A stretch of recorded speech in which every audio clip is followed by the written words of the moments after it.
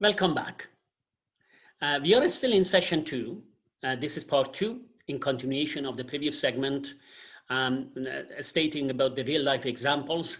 My proposal was that you are a naturally born data scientist.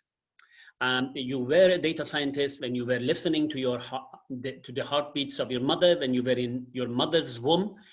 When you were basically outside, you were trying to recognize the face and basically facial attributes of your father and mother, not only to understand how the face looks like, but to be able to eventually distinguish happy face from puzzled face, from angry face, and so on. Let's continue that discussion. I want to share with you my screen and have that opportunity to remind you of a very important event in your life. Let's take a look at this. You don't remember that, do you? Now, you were a very little kid. You were not able to stand.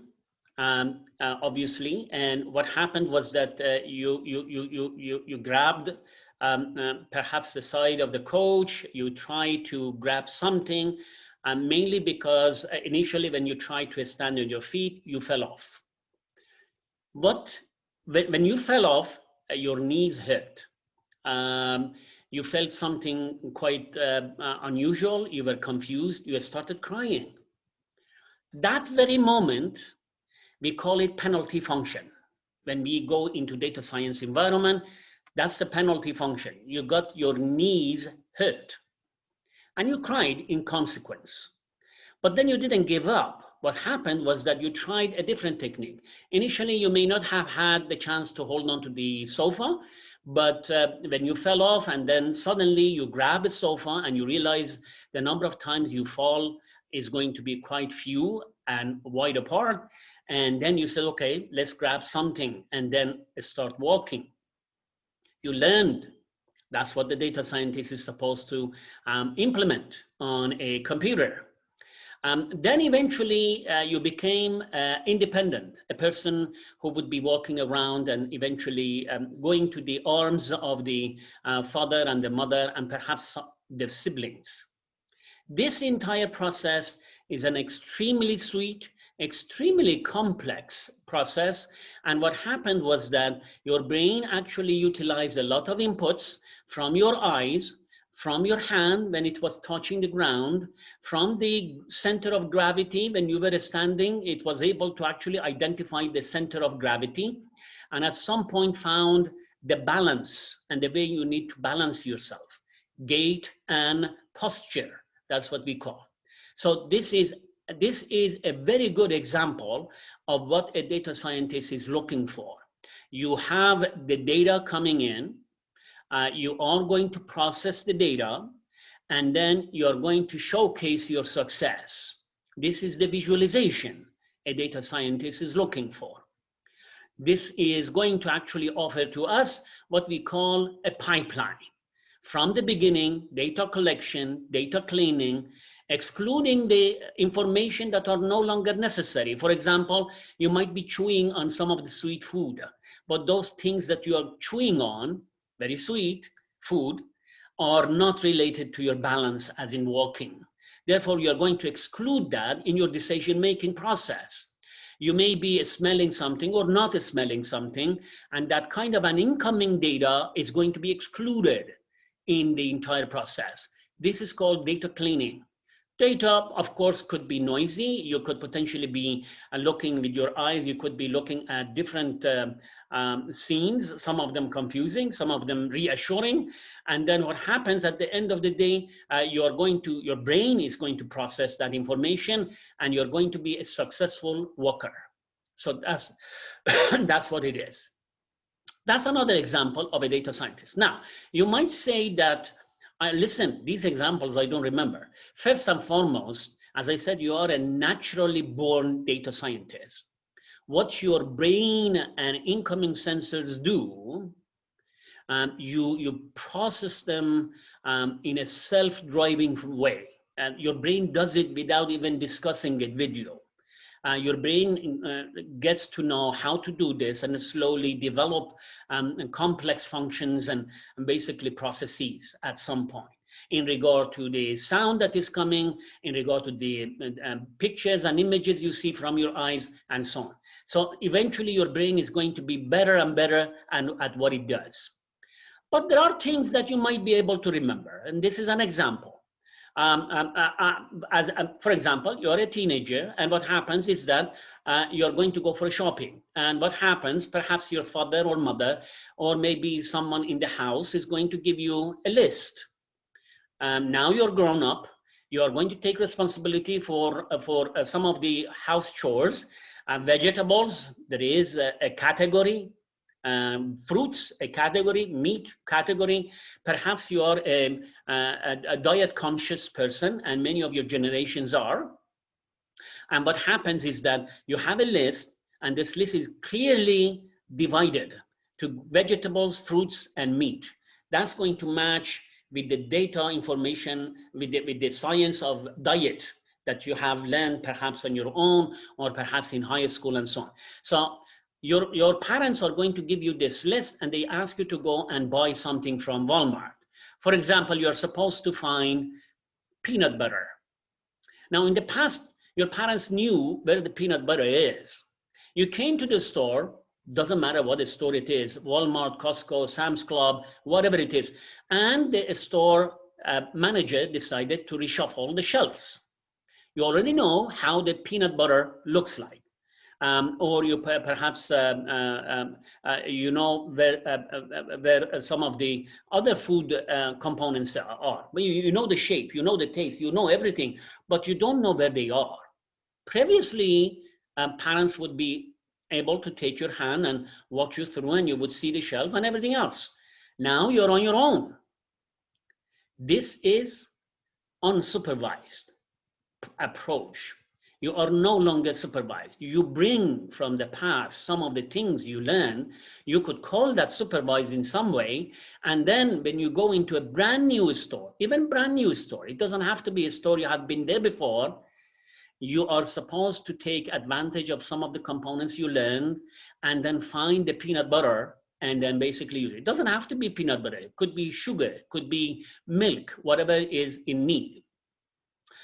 You no longer, as a matter of fact, depend on your parents to help you to choose your clothes. You may have a different taste than your parents do. So you're going to go to the shopping and you're going to examine the clothes, and you're going to come out with the clothes that you bought. Whether you like it, whether you don't like it, you may actually throw them away in 1 week. You may return them in 1 week. You may use them only for 1 year, and maybe 1 year is too long for you. And then you are going to actually give it to charity or second-hand stores and so on. But the matter is, you are selecting your clothes. You are selecting the color, the comfort that you want to see. So we are slowly moving into an area which is unsupervised. This is another example of you being a data scientist, okay? Let's begin another important event in your life. So many of you are 17 years, 16 years, 18 years and above. If my memory helps, I think the law in North America is that you could potentially go for your driving license when you are 18 years old. It is not going to be obviously the same depending on where on the planet Earth you are. Maybe some countries require you to be 21 years, some country may allow you to be 16 years old, but at some point you are allowed legally to seek driver certificate, driver license, and you need to go for classes.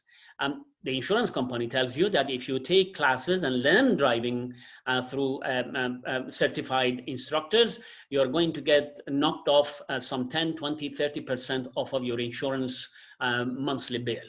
Naturally, you do.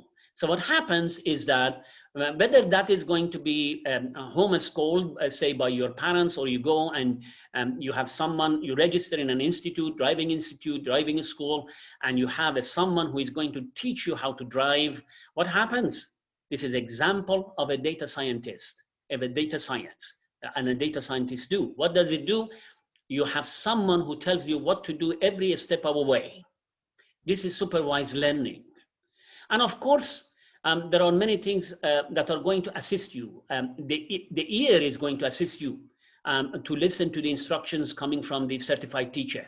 Your eyes are going to be glued to the road and see whether the balance of the car is actually maintained or not. Are you looking at the dashboard to see whether you are exceeding the speed or not? Your feet are going to actually help you in terms of gas pedals and brake pedals and everything else, so that you can actually maintain an appropriate level of control over your vehicle. This is another example. Let's have this example in this in the sequence of parts for session 2, and that is when you want to decide and choose a college. You wonder, you're grade 11, you're grade 12, naturally you want to be independent, you want to have a job, and you want to have a suitable program. Maybe you learned from talking to many people, they said, no, job is not necessarily an important ingredient in life, but rather what is you are passionate about. Whatever it is, you have a college list. You're going to say, I'm going to go college A, college B.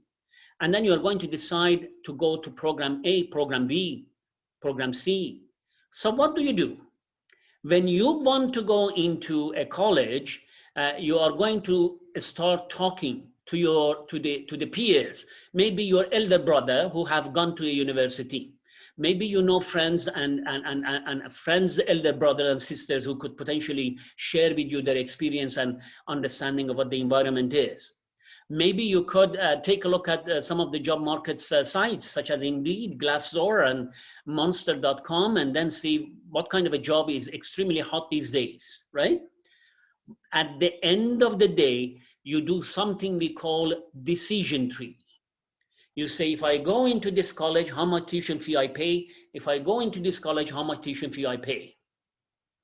If I go into this college and if I graduate into this program, what's my chances of securing a job or having a good pay salary, basically yearly salary? If I go into that program, what would be my salary and what is my chances of getting a good job? You are going to create what we call in data science studies a decision tree. Are you going to go into art school where, and it could mean many things. One of them potentially music and arts and everything else, painting. Are you going to go to the college? Is it going to be 4 years program to you? Is it going to be 2 years program to you, 6 months? Is it professional degree you're seeking? Is it going to be an undergraduate program where you're going to continue afterwards, perhaps as a master's student, perhaps securing a job, because the job now, the job market is flooded with 4-year program graduates, and you want to compete with them. So this is another aspect of data science. As I said, you are, as of today, listening to me, you are actually a data scientist by naturally born data scientist. Maybe your parents have been looking at buying a house. Maybe even though you might be 18 years old, 19 years old, and not all of you, maybe some of you are quite keen to settle down and find a house of yours for yourself. Having said that, how would you decide what price of a house to buy? Are you going to be living with a partner? Are you going to do it as a rental unit while you're living there? You're going to actually and try to take advantage of it and rent it out and perhaps come up on top of the mortgage or whatever loan you got, a parent's loan or bank's loan, it's up to you. What is the house size? What's the floor plan? Which area of the city, which city, as a matter of fact, you want to actually buy the house? So these are the questions that a data scientist asks, and then the data scientist needs to find appropriate answer, at least satisfactory answer. And that satisfactory answer is going to be the one, the conclusion that you're going to follow. So let's stop there, and then I'm going to continue with more examples that you have seen in the past with different understanding, perhaps terminologies that we are going to use in data science class. Stay tuned.